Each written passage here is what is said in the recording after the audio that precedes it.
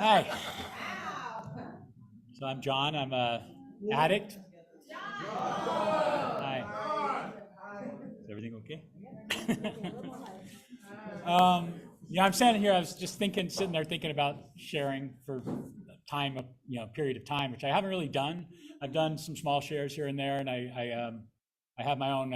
I lead a H&I panel at PRC, so I've been getting a little bit more used to telling my story. And I was sitting there thinking, um, how am I going to, get up there, talk to these people I know, tell them my life story, and then we got to say the Serenity Prayer. That prayer. I'm a crier, by the way. That prayer, that prayer, like, it has meant so much to me.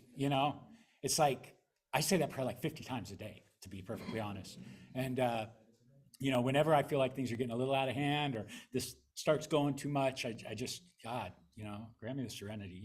It makes sense to me. The only thing I can control in any given situation is me. And I have to constantly remind myself of that and my reaction to things. Things are going to come at me all the time, right? The only thing I can control is what's going on right here. And so anyway, let's tell the story. I was born in Blythe, California. Some of you might know it. It's on I-10 just before you go into Arizona. Little hell town. It gets up to about 120 degrees in the summer.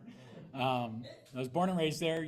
My dad fought in World War II, and when he came back to his hometown of Blythe, and he loved that town, and it meant a lot to him, and he raised his family there. And I feel really blessed in a lot of ways to have been raised there, because when I was raised there, it was a country town. It was a little, cowboy town, lots of farms, a lot of irrigation, a lot of farming going on.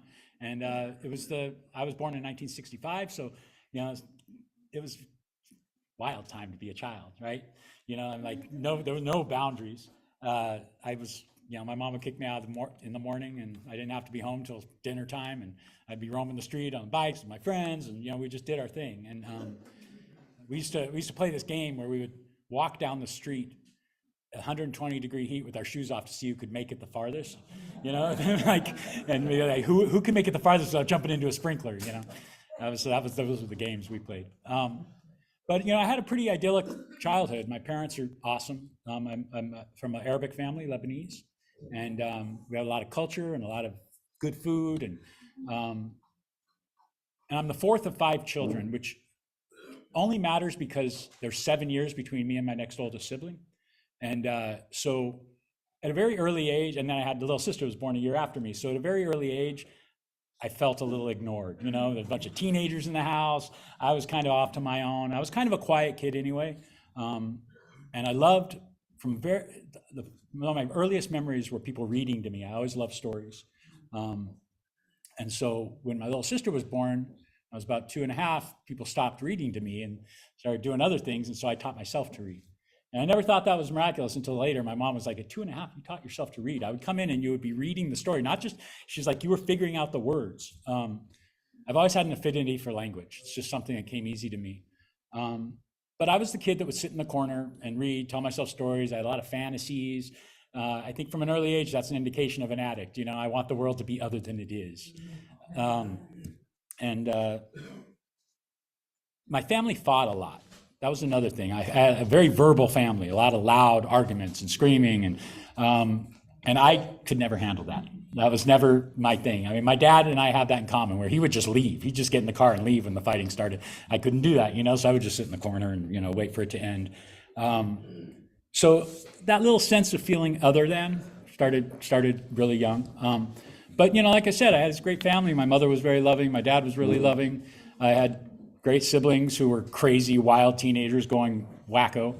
But, I felt pretty happy. And then around the age of 9, things started shifting for me. I discovered I was different than other little boys. I discovered my sexuality, and I discovered I was gay. And that, when you're growing up in a cowboy town, that is really, that's just not a thing that happens. It's not something that you can be. And I knew that immediately. Like, I just knew it immediately. I can't, this is not, I'm having weird feelings that don't belong, and so I got a little bit more withdrawn, but I had some good friends, and my life was still going pretty well. And I just knew that this was a thing, And then when I was 12 years old, I was unfortunate to have a really horrible thing happen to me. I had a brutal, violent sexual assault that happened. Now, when you're that age, I mean, I've been studying lately because I'm studying to be a counselor, and you're studying the brain and how it works. And, when you're that age and something that crazy happens to you that you don't know how to process, your brain has a few different options. One of them is it shatters, right? Multiple personalities happen that way. You separate into a bunch of different ways to try and figure out this thing that happened. For me, I kind of became two people. My dad happened upon this situation, and I think it shocked him to a point that he didn't know how to deal with it. So he swore me to secrecy. He stole my mother to secrecy, and for 40 years I kept that secret. Secrets will fucking kill you, and it came pretty close to doing that to me. And about 2 days later, after I was starting to recover from this thing, after my mother told me to tell my siblings I was sick and just stay in the room kind of thing, and my dad forbid me to be seen by a doctor, and they were just terrified of this, what had happened to me. And I had there was no discussion, it was just shut up, basically. And I went into my brother's room, who was a major Jimi Hendrix fan, pot smoker, went into his closet, found his marijuana, and just snuck out in the alley and started smoking that. I didn't even know why I was doing it, but it definitely took it away, it took it away. And so I started doing that quite a bit. And about a week after that, I tried to kill myself. And that's, when you're 13 years old, and that happens, it's like, I chickened out at the last minute because my sister was knocking on the bathroom door, and I realized what was going on. I woke you up. And so that idyllic childhood kind of shattered, and I suddenly was in a different place in my life. So I managed to do two really different kind of lives. I was a happy kid. I had great friends. I was getting straight A's in school. I was doing really well. I got into high school. I was the president of my class 3 years in a row. I was the yearbook editor. I played football. I was a wrestler. I was in the theater club. I did everything. But I also, had this other side where I'd sneak out of the house at night and just disappear for hours and try and make sense of this weird thing that, was still in my head. And I was having nightmares every night. I couldn't sleep. I don't think I slept really well for 40, 45 years, really. I credit 19th Street, right? I went to rehab here at Fred Brown, with teaching me how to sleep again. I got to the point where I could actually get on a normal sleep schedule, which changed my whole life. I can't even tell you, we'll get to that. But, I had to get out of that town. And so I graduated from high school early, and I took off. My dad, the other thing about this that I didn't mention is that my father, who we reconciled much later, but he didn't speak to me until I moved away. So for about 5 years, it was this weird feeling of being a ghost in my own home, And at one point, I heard my mother and father. I was really losing my mind because I was like, "Is this happening?" Everybody was pretending like it wasn't happening, And I remember sitting on the stairs and hearing my mother and father have a fight, and my mother saying, "He's your son. You have to talk to him. This can't go on." And that woke me up. Like, okay, this is really happening. I don't have to. I'm not crazy.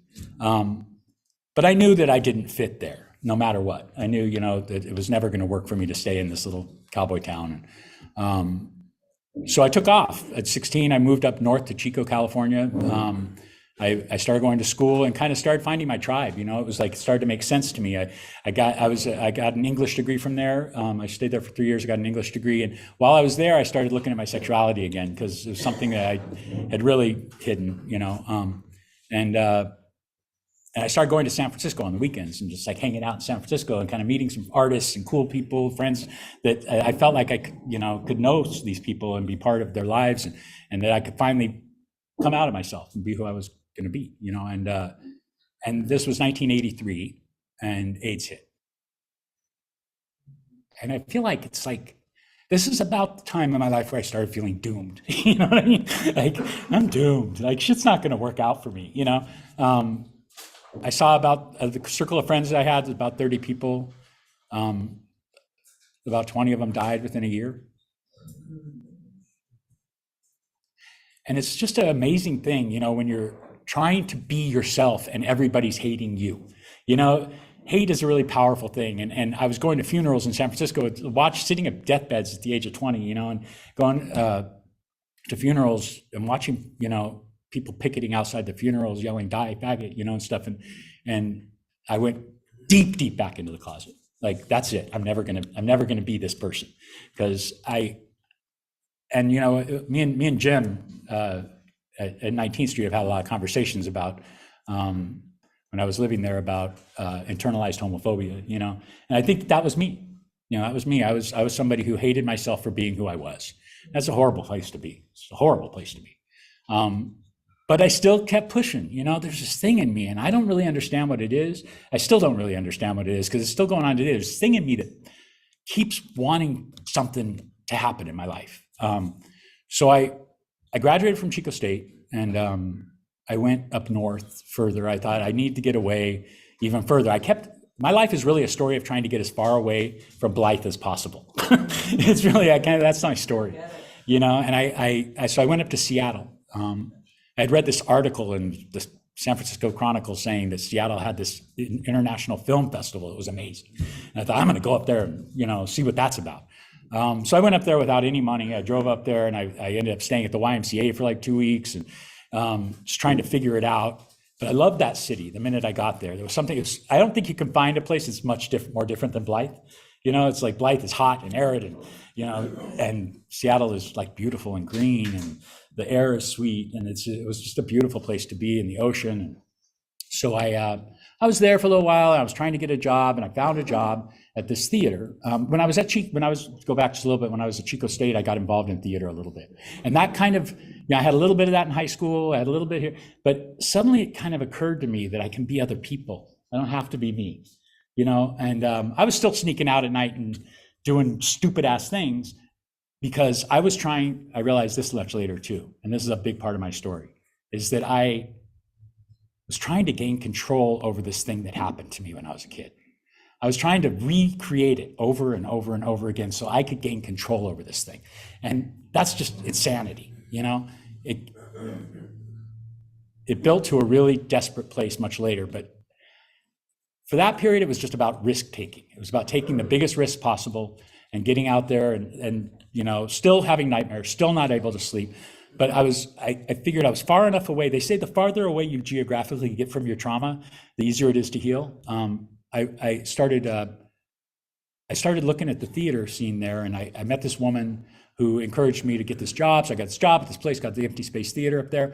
At this point, I'm about 25, and I started working as a telemarketer. Well, my dad's a salesman, my mom's a salesman. I was really good at that. I was selling tickets to that theater like crazy. I was their top salesman. They loved me. And then I got hired to be in their box office, and I'm digging it, But the thing is that I was working with this woman who, she was like, "You have a beautiful voice." She kept telling me, "You have a beautiful voice. You should be an actor," And I was like, I don't know if that's what I want to be. I want to be a writer. That's what I always wanted to be. And she convinced me to audition for this acting school up there. It's a private acting school, Cornish College of the Arts. It's really grown. It's kind of a big thing now, but then it was pretty small.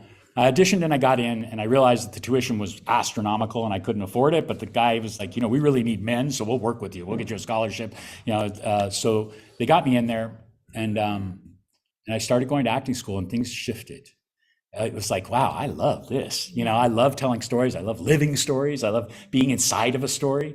And I started loving drugs. Like, I was still doing a lot of weed, smoking a lot of weed. I was never much of a drinker, but I was smoking a lot of weed.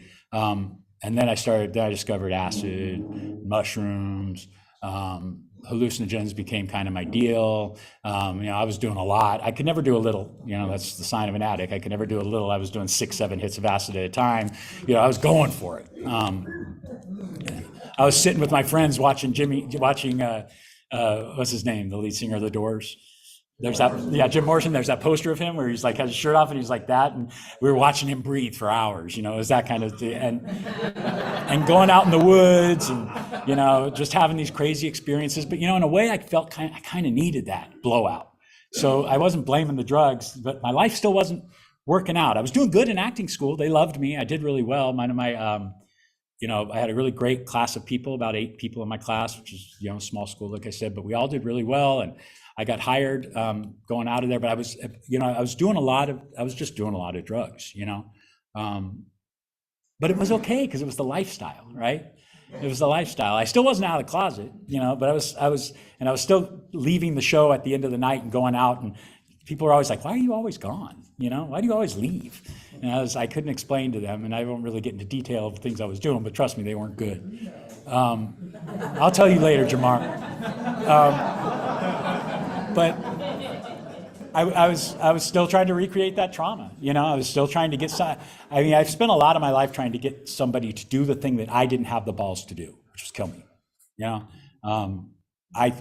was still a part of me that didn't feel like I deserved to be there. And I'm just going to break in real quick and say I called my sponsor before coming here, and I was like, do I tell him my story? This is where I work, and and he was like, tell the truth. Tell your fucking story. Just tell them who you are, because there's going to be somebody out there that's experienced something like what you've experienced. And so, yeah, I just wanted to say that. But I did well. I was doing well. I was top of my class. I was, getting the lead roles. Things were going really well for me, and I learned that I love Shakespeare. Like, Shakespeare was my deal. My classical theater was my deal. But when it came to I understood it immediately. A lot of people see Shakespeare plays and they're like, I don't understand the words. I understood everything. And I was blown away by this guy, 400 years ago, wrote these plays, these stories that still live today, that make sense to us today. That's genius, pure genius. And I loved it. And I made a commitment I graduated from college, and I made a commitment to myself that I would be in every Shakespeare play by the time I was 35.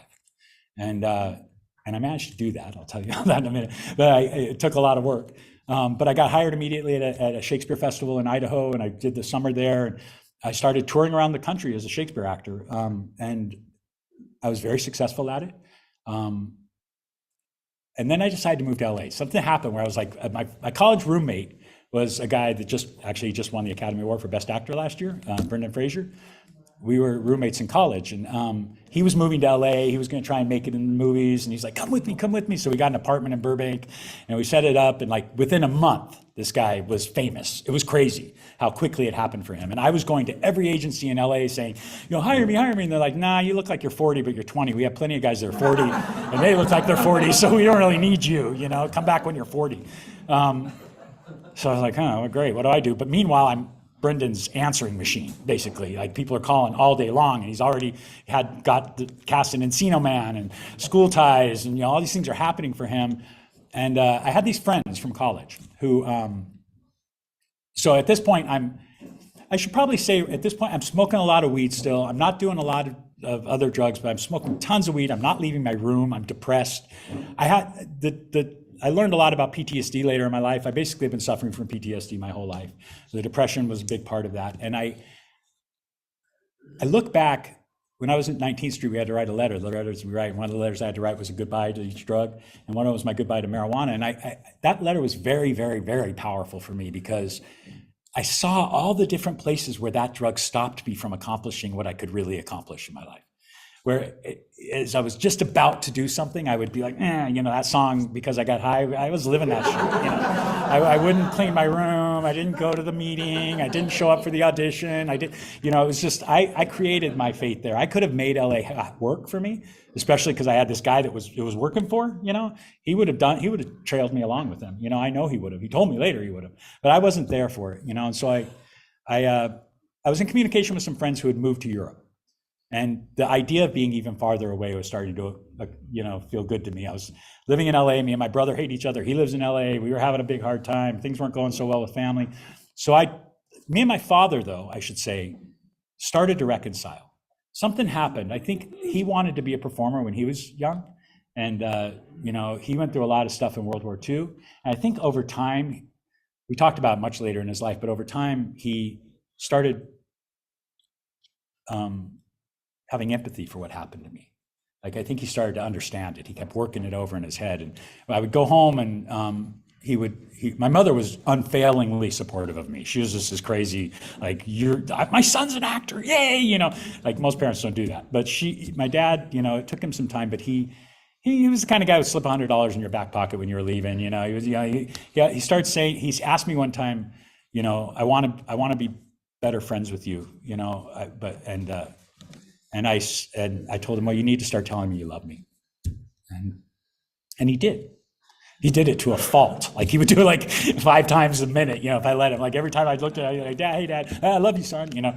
But hey, it worked. So I took off to Prague because these friends of mine were living in Prague and they were running an English language theater in Prague. And I was like, I'm going to go check out Prague. This isn't working for me in LA. I saved up my money. I was working at Dodger Stadium at the time. And I saved up my money. And I took off to Prague, which was still Czechoslovakia at the time. It was right after the wall went down. This was 1991. And I show up in Prague and it's like this wonderland. It's like, well, first I went to Amsterdam, of course, you know, and I discovered hash. And I spent all my money that I'd saved up for a 3-month trip in Europe in like a week. And then I was like broke in Amsterdam and I had to my mom had to wire me some money so I could get to Prague. And hash was just like, wow, this is cool. And I also discovered opium there.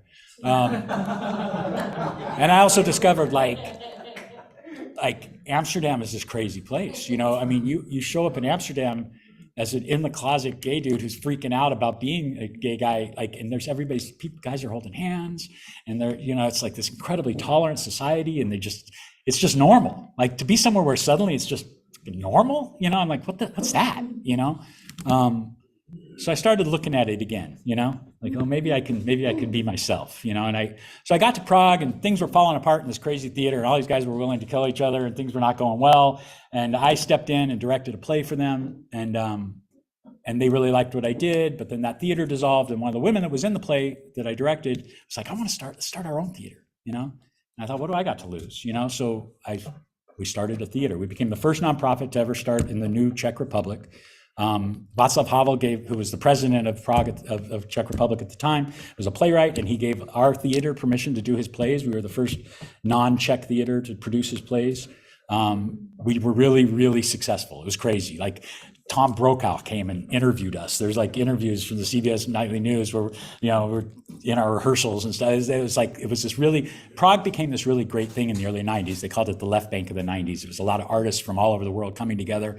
And it was a really exciting place to be, you know, and the theater was really successful. And I was directing plays and I was kind of, you know, I was in it. But at the same time, I was getting involved with the black market there, and these African students that I knew, this guy from Tanzania, and I got to be really good friends, and he convinced me to be the drug smuggler. So I would hitchhike because Prague was hard to get drugs there, you know. So I was like, it was hard to get fresh vegetables there, period. But it was hard to get drugs.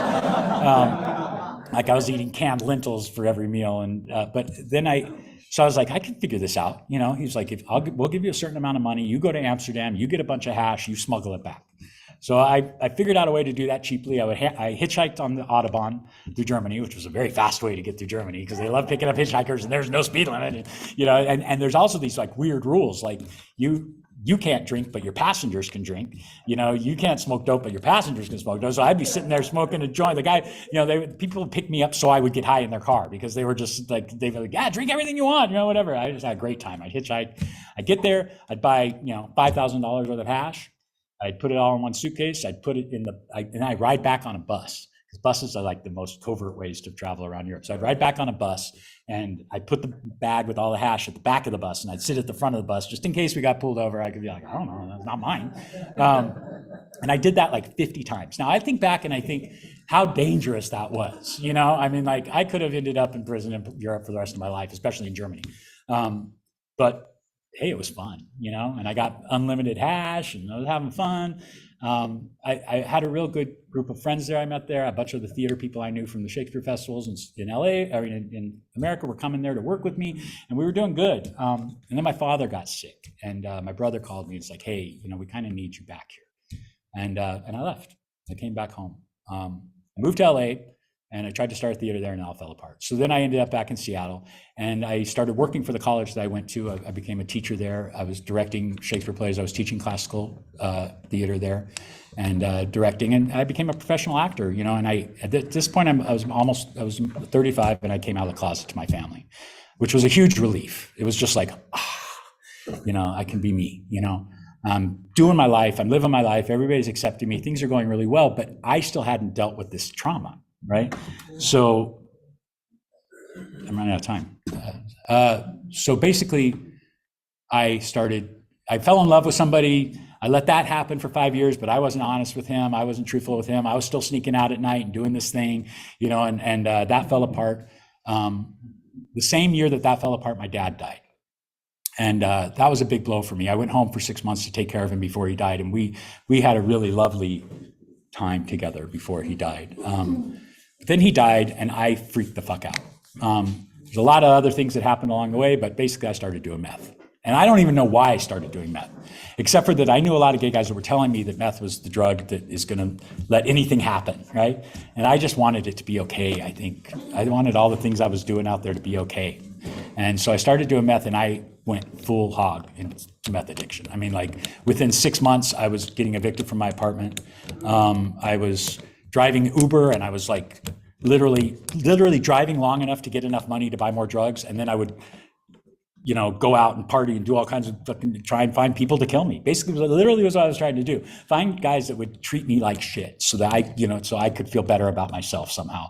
It was horrible. And I would fall asleep. I would pick up passengers at the airport and fall asleep while driving them on the freeway. And something inside of me I would pull over and put my foot on the brake and be passed out on the side of the road with my foot on the brake and people are tapping me on the back of the shoulder, terrified. Like, dude, what's up? So of course I got fired from that job. I got evicted from my apartment. I was living in my car. I had to be saved. My sister came up and saved me and took me back home to where my mother was very sick and getting old. And I tried to take care of her and be straight, but I couldn't. I used and I couldn't stop. My mother almost died in my arms. She had a blood clot go into her lung and I caught her. I did all the right things, but I was high as fuck. And my family descended and we got her into the hospital and like, you need to deal with your drug addiction. It's becoming it's an addiction. You need to deal with it. So I went to a rehab in LA, in Hollywood called McIntyre House. I was there for 9.5 months.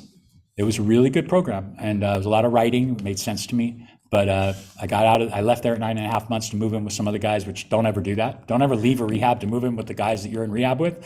Bad idea. We all relapsed within a couple months. I relapsed faster than them. Out doing the same thing again. Things fell apart. One of the guys that I was living with was a lawyer, and he still had enough money to pay for everything. He was paying for everything, but we went through that pretty fast. The two of us moved to Hollywood while the other two went back to rehab. And then things just went off the fucking rails. I just lost it. I was just like, my mom died. And then things really, but I look back at those things, and this is something I want to tell you guys. There's always an excuse to use. Always. There's always an excuse. And I look back at those things and like, how dare I use my mother's death as a reason to go fuck up my life? How dare I do that, And I relapsed really bad there. I was living on the streets, got kicked out of my place. My friend lost all of his money, millions of dollars, ended up with nothing, got fired from his own law firm, moved back to Indiana. I had nowhere to go. My niece, who I had put through rehab a couple times, came up to save me, took me to Phoenix House in Venice, where I had a bit of an epiphany. Things started happening for me.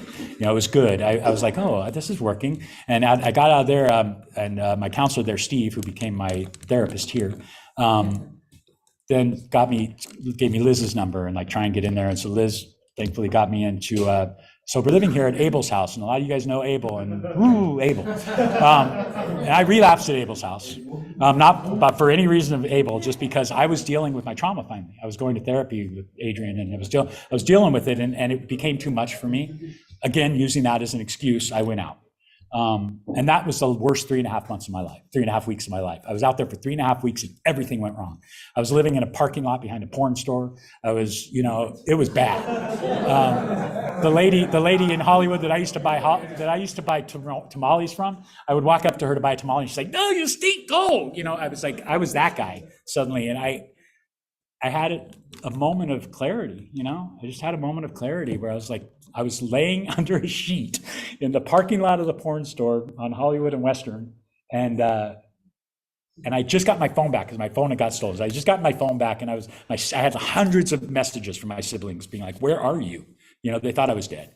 And And I called Philip, who was my sponsor, who was my counselor here at the time, and just lost it. Please take me back. I need this. I don't know what to do, but I knew that I had started writing my letters when I was here the first time. And I knew that that was something that was speaking to me. I needed to come back and finish that process. And he was like, come back, we'll get you a bed, just come back. And call Liz. I called Liz.